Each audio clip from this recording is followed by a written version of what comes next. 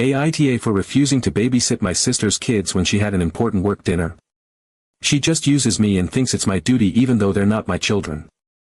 I am 24 years old, working full-time at a pretty demanding job while also taking night classes for my master's degree.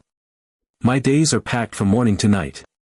I wake up at 6:30 a.m., commute to work, do a full day, rush home, grab a quick bite if I am lucky, and then either log into my online classes or head straight to campus for in-person seminars.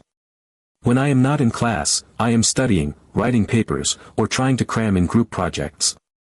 My schedule is honestly a house of cards where one unexpected thing can bring the whole day crashing down. Despite this, I have been trying really hard to balance everything and not let anyone down. My sister, who is 30, has 2 little kids, my niece is 6 and my nephew is 4. I love them to pieces. I truly do. They are sweet, funny, and honestly 2 of the brightest parts of my life. However, my sister has developed this habit of treating me like her personal emergency babysitter. Over the past 3 months alone, I have babysat for her at least 15 times. And it is never planned in advance. It is always last minute, usually with just a couple of hours of notice. She will text me mid-afternoon saying her sitter cancelled or she has something she needs to do, and could I please watch the kids. She always promises it is, just this once, or only a couple of hours, but it happens so often it has basically become a pattern. I have missed study groups for her. I have had to reschedule work meetings. One time I even gave up a chance to attend a networking event for my field because she needed someone to watch the kids while she went out to a friend's birthday dinner. I try not to be resentful because I know parenting is hard, and it really does take a village, but the thing is, I never signed up to be part of her childcare plan, at least not as the first, second, and third option every time something goes wrong. Yesterday was the breaking point. It was around 4 p.m. when she texted me. She said her regular babysitter had cancelled and she needed me to watch the kids from 6 to 11 p.m. Here is the thing, I had a massive exam the next morning, one that counted for 40% of my final grade in one of my hardest courses. I had been preparing for it for weeks, but I still needed that evening to review everything, finish some practice problems, and make sure I really knew the material. I cannot afford to mess up this exam.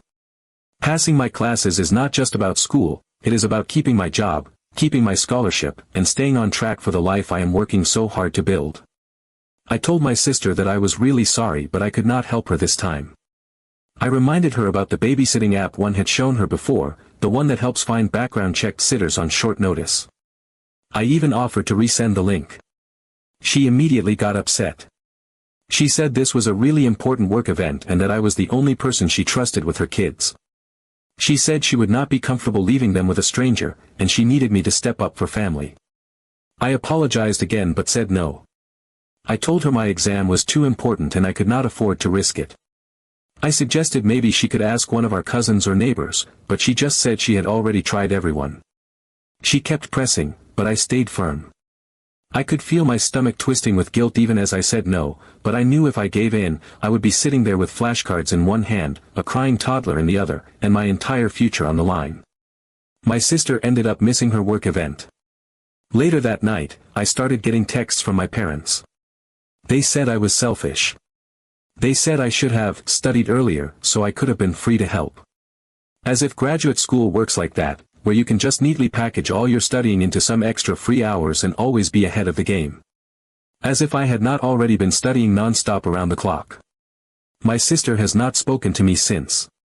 She posted a vague status on Facebook about people who talk about loyalty but do not show it when it matters, and a bunch of her friends and even some extended family members commented things like, "Some people never grow up," and "Family should always come first." And here is the kicker. I found out through the grapevine that this important work event she needed to attend was actually a dinner with her boss where they were going to discuss a potential promotion. So it was not just a casual thing, it could have genuinely advanced her career. Knowing that makes me feel absolutely awful. Like maybe if I had just sucked it up and helped her, she could have gotten a huge step forward for herself and her kids. Maybe it really was that important. But then another part of me feels furious and exhausted. Because I have bent over backwards for her so many times.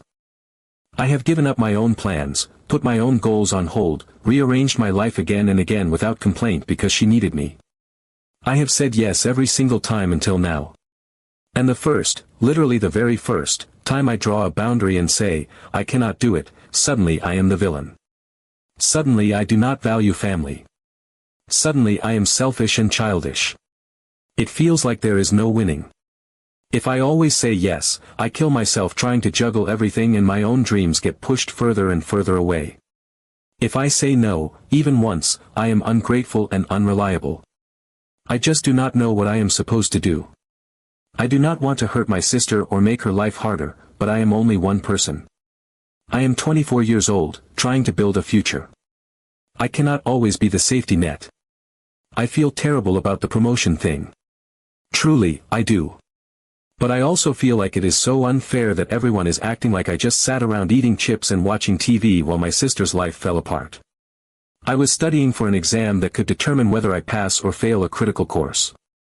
I was trying to invest in my own future, just like she was trying to invest in hers. I keep going in circles about it in my head. Am I wrong for thinking it should not always fall on me to solve her emergencies? Am I an awful sister for choosing my exam over her dinner? Was I being selfish, or was I finally standing up for myself in a healthy way? Anyway, that is where I am right now. 100 missed calls, a family group chat full of guilt trips, a sister who will not speak to me, and an exam I barely managed to focus on because I felt so sick with guilt. AITA. Update 1. A few days after the explosion with my family, the dust had barely settled when I got a text from my sister, Rachel. It was surprisingly formal, almost like an email you would send to a coworker you did not particularly like. She said she wanted to inform me that her boss, Mr. Carter, had been understanding about her missing the dinner and had agreed to reschedule another meeting to discuss her promotion. When I first read that, a genuine wave of relief washed over me. Whatever anger and sadness I had been carrying since the blow-up seemed to loosen a little. I thought, maybe this nightmare would not end with permanent bitterness. Maybe things would still work out for her, and we could all move forward. But then I kept reading, and my heart started to sink. Rachel said this rescheduled dinner was my chance to make things right. She laid it out plainly. She expected me to babysit during her new dinner with Mr. Carter. She said that because my selfishness had almost cost her a career opportunity, I owed it to her to step up now. I just sat there for a few seconds, holding my phone, feeling my face grow hot and my stomach knot up. It was like nothing had changed. After everything, after months of rearranging my life at a moment's notice for her kids, after being vilified and dragged by my own family for the one time I put my own obligations first, she still believed my time belonged to her. She still believed that I should be available on command because she deemed her needs more important than mine. I took a deep breath. I thought about all the nights I stayed up late finishing papers because I had spent the evening babysitting her kids. I thought about the meetings I had cancelled, the professional opportunities one had quietly let go of, the stress migraines I had endured trying to make everything work. I thought about the guilt-trip text messages from our parents, the social media posts implying I was a terrible sister, the crushing weight of being everyone's punching bag. And I realized I would not, keep living like that. I texted her back calmly. I told her I was truly glad her boss was giving her another opportunity. I said I hoped it went well and that she got the promotion she deserved. But I also made it very clear that I would not be babysitting. I reminded her, in neutral, respectful language, that I had helped her many, many times in the past without complaint. I told her that I had my own obligations, and that I would not be putting my responsibilities aside again. To be helpful, I even resent her the link to the babysitting app one had recommended months ago, the one she had always brushed off because she did not trust strangers. Almost immediately, Rachel fired back a string of texts that practically crackled with rage through the screen. She said this situation was different because it was a second chance she almost did not get. She said I had to do this because it was my fault she missed the first dinner. She insisted that I owed her, that family loyalty meant stepping up even when it was inconvenient, that I was choosing to abandon her at a critical moment. It stung, badly. Not because I thought she was right, but because it was so clear that she saw me not as a full human being with my own life and goals and needs, but as an extension of herself, a tool she could use whenever it suited her. I sat there staring at her messages, feeling a slow, steady anger replace the guilt that had been eating me alive for days. I realized that Rachel was not going to change. She would keep taking and taking until there was nothing left of me if I let her. I responded simply that I was sorry she felt that way, but my answer was no. I said I hoped she would use the app or find another trusted friend or relative, but I would not be available. Then I put my phone on silent, closed my eyes for a moment, and just breathed. The silence from her side was deafening. No follow-up texts, no calls, no angry messages from my parents, at least not immediately. For a while, it was just me sitting in my tiny, cluttered apartment, feeling something I had not felt in a long time, peace. It was not easy. I still felt the gnawing guilt, the ache of knowing my sister thought I was a monster. But underneath it, there was also something steadier, something stronger. A feeling that I had, for once, chosen myself. Later that evening, my curiosity got the better of me and I peeked at her Facebook page. There was another vague post about people who only show up when it is easy, which I knew was aimed at me, but I refused to take the bait. I reminded myself that standing up for myself was not cruelty, no matter how loudly other people screamed that it was. Hours ticked by. I finished some of my homework, made a real dinner for the first time in days instead of just inhaling instant ramen over my laptop, and actually got a full night of sleep. For the first time in what felt like forever, I was not anxiously waiting for the next emergency to hijack my life. And you know what? The world did not end. Later that night, Rachel ended up hiring a babysitter from the app, someone named Amanda, and went to her rescheduled dinner. Update 2. Just when I thought the chaos was finally behind me and I could get back to my life without another emotional landmine exploding in my face, Rachel sent me another string of texts. This time, it was not begging, it was not guilt-tripping, it was demanding. She informed me, in a series of sharp, clipped messages, that I needed to reimburse her for the cost of the babysitter she hired. Apparently, Amanda, the sitter she found through the app one recommended, charged $120 for the evening. Honestly, that seemed completely reasonable to me. 5 hours with 2 small kids is a big job. Amanda was a professional, and professionals deserve fair pay. But in Rachel's mind, none of that mattered. She insisted that because she only had to hire Amanda in the first place due to my selfishness and refusal to help, I was financially responsible for the entire bill.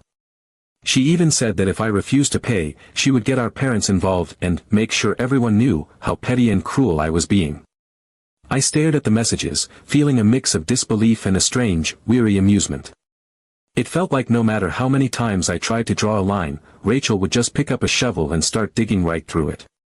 I took a minute to cool down before responding because I knew if I answered while I was still furious, I might say something I would regret. When I did text back, I kept it short, calm, and brutally clear. I told her that her children are her responsibility, not mine. I reminded her that I had babysat for free dozens of times, hours and hours of unpaid labor that I had given freely out of love for her and her kids.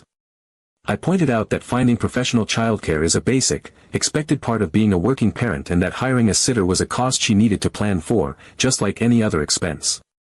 I finished by saying that I would not be sending her any money and that if she continued to harass me about it, I would seriously consider blocking her for my own peace of mind. I thought that might finally hammer the message home. I thought there was nothing else she could possibly say at that point. I was wrong. Rachel completely lost it. She sent message after message, paragraphs of pure rage, accusing me of abandoning family, of choosing money over love, of being cold-hearted and selfish. She ranted that she would never forget this betrayal, that she would remember who showed up and who did not when she was raising her kids alone. She said I was punishing her children for her mistakes, that I was turning my back on them too, not just her. She went so far as to say she no longer considered me a real sister. It was venomous and painful to read, but I kept my resolve. After a few minutes of just staring at the toxic words piling up on my screen, I muted her number. I did not block her, not yet, but I muted the notifications because I knew I could not keep letting her anger crash into my life like a wrecking ball every few hours. I needed to protect myself, even if it hurt. But of course, Rachel was not done. When she realized I was not responding, she went to our parents. It did not take long before I started receiving a fresh round of passive-aggressive messages from them. They did not directly mention the babysitting situation. Instead, they cloaked their disappointment in broad, sweeping statements about how younger generations only care about money and themselves, how family used to mean something, and how some people only think about their own convenience, not about loyalty or sacrifice. The irony was suffocating. I had sacrificed so much for Rachel, and the second I chose my own needs, I became the villain in their story. It was exhausting. Truly, bone-deep exhausting. There were moments when I second-guessed myself so hard that I felt physically ill. Was I being selfish? Was I really as terrible as they were all saying? I had to keep reminding myself, over and over, that needing boundaries does not make a person cruel. That refusing to be endlessly available does not erase all the times I had been there before. That loving my family did not mean setting myself on fire to keep them warm. In the days that followed, things stayed tense. My parents would send little jabs here and there, as if trying to shame me back into submission. Rachel continued to post vague, pitying statuses on Facebook, clearly hoping mutual friends and distant relatives would rally to her side. A few family members did reach out privately to ask what was going on, and when I explained my side, the dozens of free babysitting sessions, the last-minute demands, the impact on my education, some of them understood. Others just said, well, that is how family is, as if that were a good enough reason to accept being walked over forever. It was a crash course in a painful truth. Sometimes when you start enforcing healthy boundaries, the people who benefited from you having none will make you out to be the villain. They will paint your self-respect as betrayal, your independence as selfishness, your refusal to be exploited as cruelty. But I was tired of living under the crushing weight of everyone else's expectations. I was tired of being everyone's safety net while no one cared whether the net itself was fraying and snapping from the strain. I realized I could not control how Rachel or my parents or anyone else felt about my choices. I could only control whether I let guilt and fear make my decisions for me. For the first time in a long time, I chose myself. It did not feel triumphant. It did not feel good or glamorous or empowering in the way Instagram posts make it seem. It felt raw and lonely and scary. But somewhere deep underneath all that, it also felt right. I was learning the hard way that standing up for myself would not earn applause, but it was still necessary. Update 3. About a week after everything exploded, my parents insisted that Rachel and I come over for a family discussion at their house. They said it was important that we all sit down together and clear the air, whatever that was supposed to mean. I agreed, mostly because I was exhausted by the tension hanging over every text message and every strained phone call. It felt like this unspoken cloud hanging over all of us, and even though I was bracing for the worst, I thought at least it might be better to get everything out in the open. When we sat down in the living room, it was awkward from the start. The air was heavy and uncomfortable, like nobody really wanted to be there, but everyone was too stubborn to back out. My dad, Tom, tried to play mediator. He launched into this speech about how we were family, and how life was too short for grudges, and how he thought the best path forward was for both of us to apologize and move on. He framed it like this was some petty, childish argument between two equals, like we had both said hurtful things in the heat of the moment and now just needed to forgive and forget. I could feel my stomach twist, but I forced myself to stay still and listen. Rachel immediately jumped in, like she had been waiting for the perfect opening. She said she felt hurt, betrayed, and completely blindsided by me. She said she trusted me more than anyone else with her children, and that it was devastating to realize I was not as dependable as she thought. She went on about how stressful it had been trying to find last-minute childcare, how hard she worked to support her kids, and how much it hurt that I would not step up when she needed me most. I listened. I really listened. I let her get it all out without interrupting, even though every word felt like another tiny cut. When she was done, I took a deep breath and spoke as calmly as I could. I said, "Rachel, I love you. I love your kids. I would do anything to see them happy and safe. But I am not your on-call babysitter. I have my own life, my own responsibilities, and my own future to worry about." I reminded her that I had helped her countless times before, not out of obligation but out of love, and that helping out sometimes was completely different from being expected to drop everything without warning every time there was an emergency. I told her that if she needed regular childcare support, she needed to plan for it and budget for it, just like any other parent. It was not my burden to carry. It never should have been. My mom, Linda, tried to jump in at that point. She said something about how we are family, and family helps each other, but I did not let her derail me. I said, being family does not mean allowing yourself to be used. It does not mean erasing your own needs and dreams to fix everyone else's emergencies. Being family should mean supporting each other in healthy, respectful ways, and part of that is respecting each other's boundaries. I said that I deserved to prioritize my education, my career, and my mental health without being treated like a villain or a bad sister. I said it clearly and steadily, without raising my voice, without letting the emotion shake me. Rachel looked furious. She accused me of not caring about her or her kids, of putting myself first at the expense of the people who loved me. She said I was selfish, cold, ungrateful. I sat there and let her rant without interrupting, because I knew arguing would get us nowhere. When she finally ran out of steam, I simply repeated that I loved her and her children, but that loving someone does not mean sacrificing yourself at every opportunity. Setting boundaries does not mean love disappears. It just means the relationship becomes healthier. In the end, there was no magical reconciliation. There was no big emotional breakthrough where we cried and hugged it out. Rachel stormed out of the house first, slamming the door hard enough that the windows rattled. My parents looked visibly uncomfortable. They mumbled something about how it would all blow over eventually but did not push further. I left shortly after, feeling drained to my bones but also strangely proud of myself. For once, I had said what needed to be said. I had not folded just to keep the peace. I had spoken up for myself. In the weeks that followed, Rachel and I had very limited contact. She kept her distance, and I respected that. Our relationship was strained, but at least it was no longer so lopsided. She eventually found a reliable part-time nanny to help with her childcare needs.